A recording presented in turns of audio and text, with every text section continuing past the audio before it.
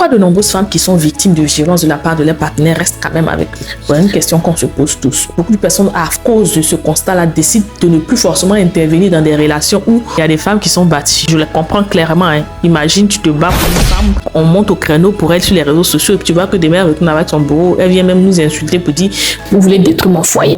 À force de vivre ce genre de choses, il y a des gens qui ont décidé de ne plus forcément mettre, comme on le dit chez nous, le doigt entre l'arbre et l'écorce. Mais en même temps, il faut comprendre que nombreuses de ces victimes sont sous ce qu'on appelle une emprise. Et une emprise, c'est quelque chose qui se construit au fur et à mesure. Ça ne vient pas comme cela. C'est-à-dire que c'est une toile d'araignée qui est tissée par l'agresseur autour de la victime pour qu'elle reste dans la situation. Dans cette vidéo-là, je vais vous parler des cycles de violence. Vous expliquer comment l'agresseur tisse sa toile autour de la victime de façon à ce qu'elle reste et qu'elle ne s'en aille pas. Peut-être en comprenant ce que c'est que l'emprise, que vous comprenez pourquoi de nombreuses victimes restent et que si vous pouvez, vous soyez une écoute attentive pour elles et que vous puissiez les accompagner.